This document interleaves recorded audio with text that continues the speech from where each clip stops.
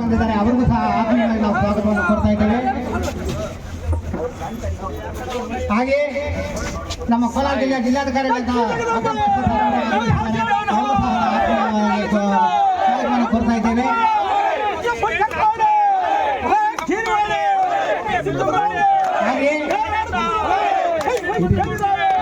ಹಾಗೆ ನಮ್ಮ ಪೊಲೀಸ್ ವರಿಷ್ಠಾಧಿಕಾರಿ ನಿಖಿಲ್ ಸರ್ ಅವರು ಈ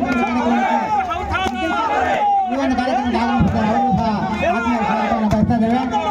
ನಮ್ಮ ನಯನ ಮೇಡಮ್ ತಹಸೀಲ್ದಾರ್ ಅವರು ಸಹ ಈ ಒಂದು ಕಾರ್ಯಕ್ರಮಕ್ಕೆ ಆಗಮಿಸಿದ್ದಾರೆ, ಅವರಿಗೂ ಸಹ ಆತ್ಮೀಯ ಸ್ವಾಗತವನ್ನು ಬಯಸ್ತಾ ಇದ್ದೇವೆ. ಮೈತ್ರಿ ಮೇಡಮ್ ಅವರು ಮೈತ್ರಿ ಉಪವಿಭಾಗದ ಅಧಿಕಾರಿಗಳು ಸಹ ಅವರು ಸಹ ಈ ಒಂದು ಕಾರ್ಯಕ್ರಮಕ್ಕೆ ಆಗಮಿಸಿದ್ದಾರೆ, ಅವರು ಸಹ ಆತ್ಮೀಯವಾಗಿ ನಾವು ಸ್ವಾಗತವನ್ನು ಬಯಸ್ತಾ ಇದ್ದೇವೆ.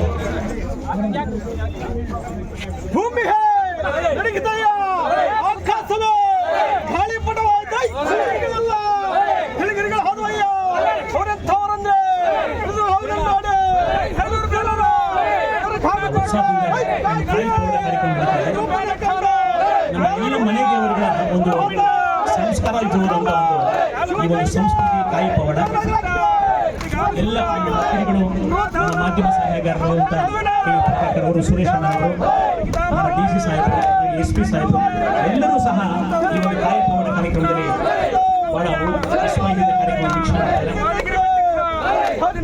ಹಾಗೆ ಕಾರ್ಯಕ್ರಮ ಮುಂದುವರೆದಿದೆ. ಕಾರ್ಯಕ್ರಮ ಮಾನ್ಯ ಮಂತ್ರಿಗಳು ಇನ್ನೊಂದು ಕಾರ್ಯಕ್ರಮದಲ್ಲಿ ಭಾಗವಹಿಸಬಾರ. ಹಾಗೆ ಕಾರ್ಯಕ್ರಮದಲ್ಲಿ ಭಾಗವಹಿಸಿದ ಎಲ್ಲ ಮಂತ್ರಿಗಳಿಗೆ ವಿಭಾಗೀಯ ನಿಯಂತ್ರಣಾಧಿಕಾರಿ ಮಾನ್ಯ ಶ್ರೀ N. ಶ್ರೀನಿವಾಸ್ ಸರ್ ಅವರು ಎಲ್ಲರನ್ನು ಸ್ವಾಗತಿಸಿದ್ದಾರೆ. ಕಾಯಿ ಪವಾಡ ಅತ್ಯಂತ ಸಂಸ್ಕಾರ ಇರುವಂತಹದ್ದು, ಯಾಕಂದ್ರೆ ಬಹಳಷ್ಟು ನಿಷ್ಠೆ ಇರಬೇಕು.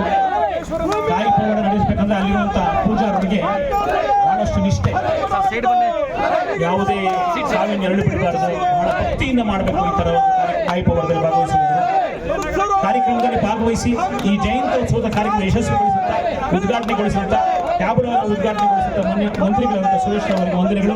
ಹಾಗೆ ನಮ್ಮ ಮಾಧ್ಯಮ ಸಲಹೆಗಳಂತ KV ಪ್ರಭಾಕರ್ ಅವರಿಗೂ ವಂದನೆಗಳು ತಿಳಿಸ್ತೇವೆ.